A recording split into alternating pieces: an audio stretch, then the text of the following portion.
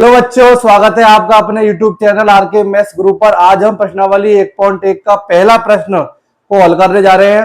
निम्नलिखित संख्याओं को अभाज्य गुणनखंडों के गुणनफल के रूप में व्यक्त कीजिए। ये जो संख्याएं हमको दे रखी है, ये सब संख्याएं भाज्य संख्याएं दे रखी है और अंकगणित की आधारभूत प्रमेय होती है। प्रत्येक भाज्य संख्या को अभाज्य संख्याओं के गुणनखंड के रूप में व्यक्त किया जा सकता है। तो हम सवाल नंबर 1 का पहला सवाल करने जा रहे हैं। 140 के अभाज्य गुणनखंड कीजिए। अभाज्य गुणनखंड करने के लिए साधारणतः हम 2 से भाग देते हैं, फिर हम 3 से भाग देते हैं, फिर 5 से, फिर 7 से, फिर 9 से, फिर आगे हम देते चले जाते हैं। सबसे पहले 140 में हम 2 का भाग देते हैं। देखिए 2 का भाग देंगे 70 बार गया, फिर 2 का भाग देंगे 35 बार गया। अब 35 जो संख्या है इसमें 2 का भाग नहीं जाएगा। क्यों नहीं जाएगा? क्योंकि 35 का इकाई अंक क्या है? 5 और 2 से भाजकता का नियम है, जिस संख्या का इकाई अंक 0, 2, 4, 6, 8 होता है उस संख्या में 2 का पूरा पूरा भाग जाता है। तो इसमें जाएगा 5 का भाग। किसका जाएगा? 5 का। 5 सत्ते 35, 7 एकम 7।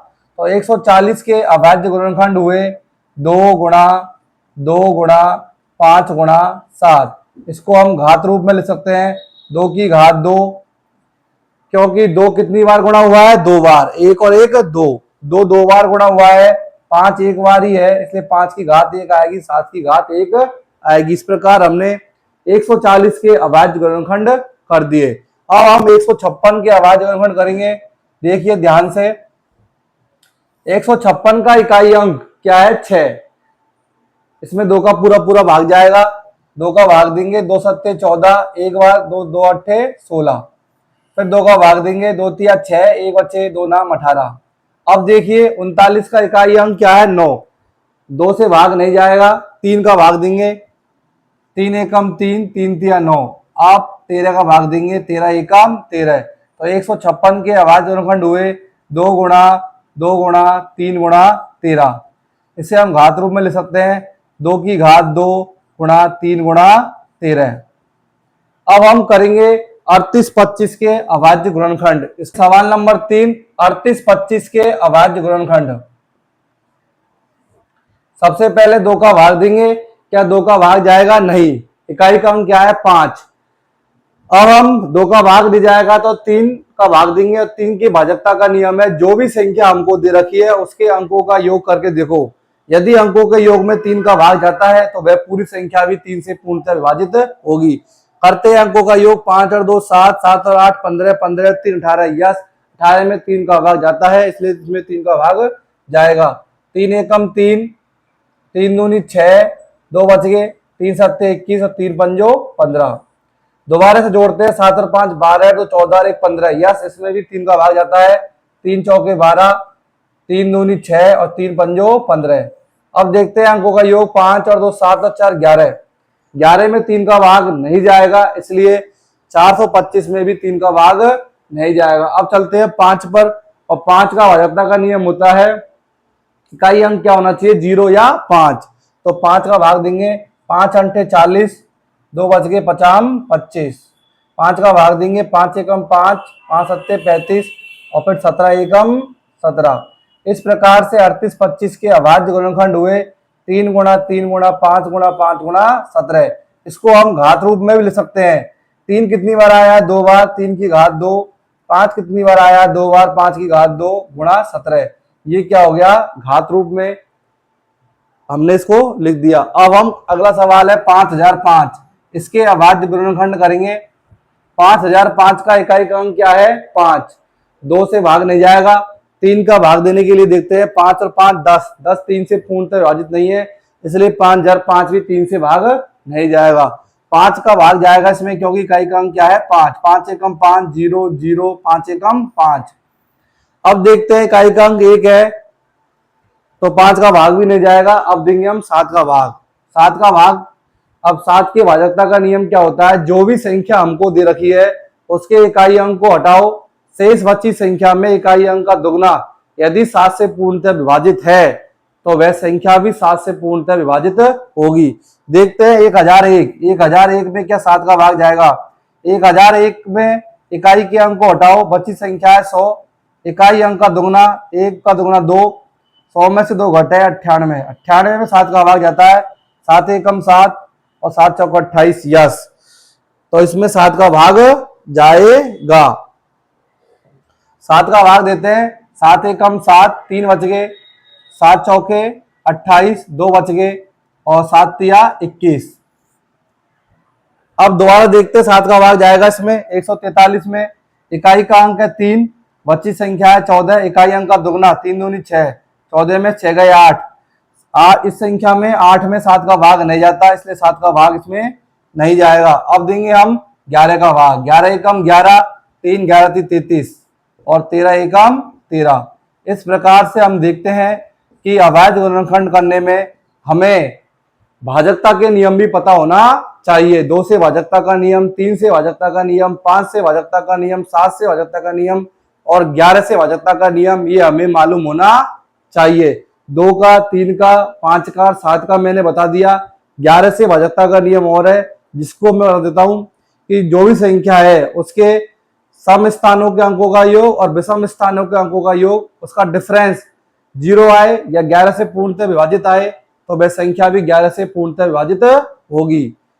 सम स्थानों के अंकों का योग और विषम स्थानों के अंकों का योग आप देख लो और उनका डिफरेंस कर लो, 0 आए या 11 का गुणा जाए तो वह संख्या भी 11 से पूर्णतः विभाजित होगी।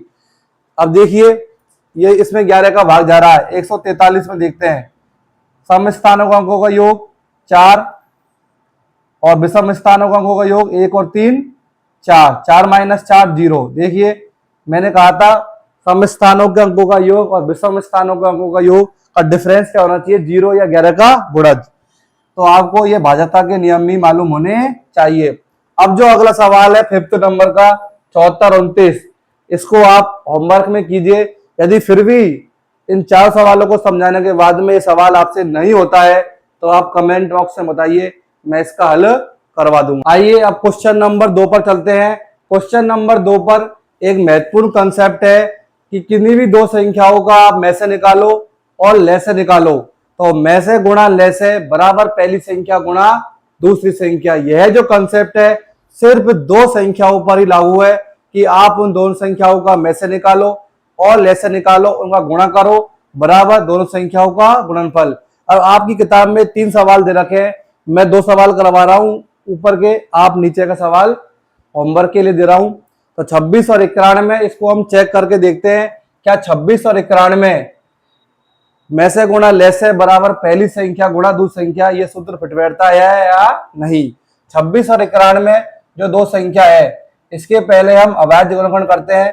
2 का भाग देंगे, 2 एकम 2, 2 तिया 6 और 13 एकम 13। ये आए 26 के अभाज्य गुणनखंड। तो 26 के अभाज्य गुणनखंड क्या है, 2 गुणा 13। अब हम करते हैं 91 के अभाज्य गुणनखंड। अब देखिए 91 में 2 का भाग नहीं जाएगा, इकाई का अंक क्या है 1, 3 का भाग जाता है क्या 9 और 1 10 नहीं जाएगा, 5 का भाग जाएगा क्या, 5 का भाग भी इसमें नहीं जाएगा, क्यों, इकाई का अंक क्या है 1। अब हम 7 का भाग देखते हैं। 7 का भाग देखिए, 7 एकम 7 और 2 बच गए, 7 तिया 21, 13 एकम 13। तो देखिए 91 के अभाज्य गुणनखंड क्या है 7 गुणा 13। तो ले से क्या होगा, इसका एलसीएम क्या होगा, जो भी अपन के अभाज्य गुणनखंड आए हैं, अभाज्य गुणनखंड जो आए हैं उसके सबसे बड़ी घात का क्या होता है गुणनफल। ले से क्या होता है सबसे बड़ी घात का गुणनफल। तो देखो 2 यहाँ है, 7 यहाँ पर है और 13 कितनी बार है, 1 बार। तो ले से कितना आ गया 2 गुणा 7 गुणा 13।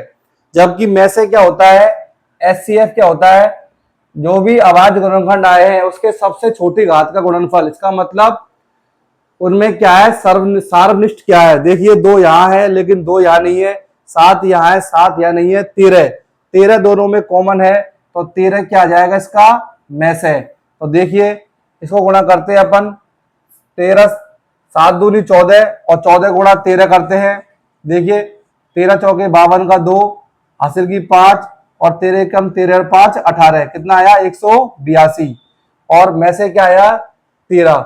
अब गुणा करते हैं, में से गुणा ले से बराबर पहली संख्या गुणा दूसरी संख्या। में से क्या है 13 और ले से क्या है 182, 182 गुणा 13 बराबर 26 गुना 91, इसको हम गुणा करके देखते हैं क्या सही आया है गलत। 26 गुना 26 गुना 1 और 9 × 54 का 4 हासिल की 5, 9 दूनी 18 और 5 23। देखिए 6, 4 2 6, 3 और 2, और यहाँ गुणा करते हैं 182 को 13 से, 3 दूनी 6, 8 3 24 का 4 का हासिल की 2, 3 1 कम 3 और 2 5, 2 1 कम 2 8 और 1 6, 4 2 6, 8 और 5 13 का 3 हासिल की 1, 1 और 1 2। देखिए इनका गुणा भी 2366 है और इनका गुणा भी क्या है 2366। इसका मतलब दो संख्याओं का में से गुणा ले से बराबर पहली संख्या गुणा दूसरों को करते हैं 510 और 92। सबसे पहले हम 510 और 92 के क्या करते हैं अभाज्य गुणनखंड क्या करते हैं, अलग अलग क्या करते हैं इनके अभाज्य गुणनखंड। सबसे पहले किसका भाग देंगे, 2 का भाग देंगे। देखिए 2 का भाग देते हैं, 2 दूनी 4, 1 बच गया, 2 पंजो 10, 1 बच गया, 2 पंजो 10। अब 255 में 2 का भाग नहीं जाएगा, 3 का भाग देते हैं, 5 और 5 10 और 2 12। इसका मतलब 3 का भाग इसमें जाएगा। 3 का भाग देते हैं, 3 7 21, 3 8 24 और 3 पंजो 15। अब है 8 और 5 13, 13 में 3 का भाग नहीं जाएगा, तो हम देते हैं 5 का भाग, 5 एकम 5, 5 7 35, 17 एकम 17। तो 510 के अभाज्य गुणनखंड आए 2 गुणा 3 गुणा 5 गुणा 17। अब हम देखते हैं 92 के अभाज्य गुणनखंड। 2 का भाग देंगे, 2 चौके 8, 1 बच गया, 2 छिक्के 12। 2 का भाग देंगे, 2 दूनी 4, 2 तिया 6। अब 23 क्या है, अभाज्य संख्या है, 23 एकम 23। तो 92 के अभाज्य गुणनखंड क्या है, 2 गुणा 2 गुणा 23। अब हम लैसे निकालते हैं। लैसे क्या होता है, जो भी अभाज्य गुणनखंड है उसकी सबसे बड़ी घात देखेंगे। 2 यहाँ पर है, 2 यहाँ पर है, लेकिन 2 कितना है 2 बार, तो 2 आ गया, 2 गुणा 2। 3 यहाँ पर 1 बार है, यहाँ 1 भी बार नहीं है, 1 5 17 और 23। ये क्या आ गया इसका एलसीएम। अब देखते हैं हम एचसीएफ क्या आता है। एचसीएफ जो भी अभाज्य गुणनखंड है उसमें सबसे छोटी घात या कॉमन देखते हैं। 2 यहाँ पर 1 बार है, 2 यहाँ पर 2 बार है, लेकिन 1 आएगा। 3 यहाँ पर है, 3 यहाँ पर नहीं है, 5 यहाँ पर है, यहाँ पर नहीं है, 23 यहाँ पर है, यहाँ पर नहीं है। इसका मतलब एचसीएफ कितना आ गया 2। एचसीएफ कितना आ गया 2।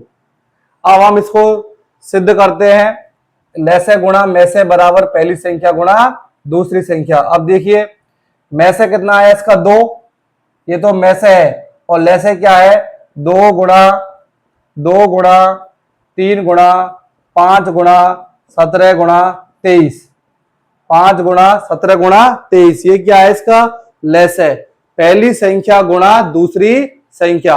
अब पहली संख्या क्या है 510 और दूसरी संख्या क्या है 92। तो पहली संख्या हमने इसके अभाज्य गुणनखंड कर ही दिए, तो इनको भी हम अभाज्य गुणनखंड लिख देते हैं, 2 गुणा 3 गुणा 5 गुणा 17। अब दूसरी के गुणनखंड क्या है 2 गुणा 2 गुणा 23। देखिए 2 कितनी बार है 3 बार, 2 कितनी बार हो गया 3 बार, 3 1 बार है, 3 1 बार है, 5 1 बार है, 5 1 बार, 17 1 बार है, 23 1 बार है। इस प्रकार हमने देखा कि दो संख्याओं का में से और ले से बराबर पहली संख्या गुणा दूसरी संख्या। यह दोनों सवालों से हमने सिद्ध कर दिया। अब आप सवाल नंबर 3 को होमवर्क में कीजिए। यदि फिर भी नहीं आता है तो आप कमेंट बॉक्स में बताइए। इनकी ओर चलते हैं। अभाज्य गुणनखंड विधि द्वारा निम्नलिखित पूर्णांकों के एचसीएफ और एलसीएम ज्ञात कीजिए। सवाल नंबर यही देखते हैं 12, 15 और 21। तो हम 12 के, 15 के और 21 के अभाज्य गुणनखंड करते हैं। अभाज्य गुणनखंड विधि द्वारा, जिस विधि द्वारा हमसे सवाल पूछ रहा है उसी विधि द्वारा हम लैसे और में से ज्ञात करेंगे। 12 के अभाज्य गुणनखंड क्या होंगे 2 6 12, 2 तिया 6 और 3 एकम 3। तो 12 के अभाज्य गुणनखंड हुए 2 गुणा 2 गुणा 3। 15 के 3 पंजो 15, 5 एकम 5। 17 21 के 3 7 21 और 7 एकम 7। तो देखिए 15 के क्या 3 गुणा 5 और 21 के क्या है 3 गुणा 7। तो 12, 15 और 21 का लैसे क्या आएगा, लैसे जो होता है सबसे बड़ी घात का गुणनफल। 2 कितनी बार है 2 बार, तो 2 कितनी बार आ जाएगा 2 बार। 3 कितनी बार है 3, यहाँ पर 1 बार, यहाँ पर 1 बार, यहाँ पर 1 बार, तो 3 1 बार आ गया। और 5 और 7 भी क्या है 1 बार। तो ये तो हो गया इसका एलसीएम। और एचसीएफ क्या होगा, एचसीएफ देखते हैं सबसे छोटी घात का गुणनफल, ऊपर दो दो बार है लेकिन नीचे दो नहीं है, 3 एक बार, 3 एक बार, 3 एक बार, तो 3 आ गया एक बार, 5 इस पर है, इस पर नहीं है, इसमें नहीं है तो 5 नहीं आएगा। तो एचसीएफ क्या हो गया इसका 3, और एलसीएम क्या हो गया 2 गुणा 2 गुणा 3 गुणा 5 गुणा 7। अब हम चलते हैं सवाल नंबर 2 की तरफ। देखिए 17, 23 और 29, 17, 23 और 29 तीनों संख्याएं क्या है, अभाज्य संख्या है। इसका मतलब ले से क्या हो जाएगा 17 गुणा 23 गुणा 29, लेकिन में से क्या होगा इसका 1। समझ में आ गया होगा सभी के। ले से क्या होगा 17 गुणा 23 गुणा 29, और जबकि में से क्या है इसका 1, क्योंकि कोई भी अभाज्य गुणनखंड क्या नहीं है यहाँ पर, सार्वनिष्ठ। अब हम सवाल नंबर 3 की तरफ चलते हैं, जिसको मैं आपको दे रहा हूं होमवर्क। होमवर्क में कीजिए, यदि नहीं आता है तो कमेंट बॉक्स में। क्वेश्चन नंबर 4 की ओर चलते हैं। इसमें क्या दे रखा है, पहले सवाल को समझो। एचसीएफ ऑफ टू नंबर 306 और 657 बराबर 9, मतलब 306 और 657 का में से क्या दिया है आपको 9। तो आपसे क्या पूछ रहा है, ले से। तो इस सवाल को कैसे करेगी, हम जानते हैं जब दो संख्या दे रखी हो और में से और ले से के बारे में बात चल रही है, तो सूत्र होता है में से गुणा ले से बराबर पहली संख्या गुणा दूसरी संख्या। यह सूत्र दो संख्याओं पर जिनका में से और ले से दे रखा है उसके लिए बहुत ही इंपॉर्टेंट है। तो आप इस सूत्र को याद रखिए। ये सूत्र में से गुणा ले से बराबर पहली संख्या गुणा दूसरी संख्या। देखिए में से क्या दे रखा है 9, में से क्या दे रखा है 9, ले से क्या है, ले से हमसे पूछ रहा है तो ले से लिख देंगे, ले से हमसे पूछ रहा है। पहली संख्या क्या है 306 और दूसरी संख्या क्या है 657। ये हमने जो भी चीज दे रखी है उसको जमा दिया। में से क्या है 9 और ले से क्या है, ले से हमसे पूछ रहा है पहली संख्या क्या है 306 और दूसरी क्या है 657। हमको ले से का मान निकालना है तो ले से को हम उसी साइड रखेंगे, जबकि ले से के बगल में क्या है 9, इसको हम दूसरे पक्ष में भेज देंगे। लेकिन देखेंगे किसके रूप में जुड़ा हुआ है, ये गुणा के रूप में, तो हम इसको भेजेंगे भाग में। किसे भेजेंगे, भाग में। ये हमको ध्यान में रखना है। समीकरण का सवाल हो गया ये 9। अब 9 का भाग देते हैं 657 में, 9 7 63, 9 7 63, 2 बच गए, 9 3 27, तो 306 गुणा 73 यदि हम करते हैं तो हमको आंसर मिलता है 6 3 18 और 3 3 9, 7 6 42 और 7 3 21, 8 2 1 3 और 4 13 1 2 22, 388 क्या मिलता है हमको इसका लेस है। वीडियो अच्छी लगी हो तो वीडियो लाइक शेयर और सब्सक्राइब करें। जय हिंद जय भारत।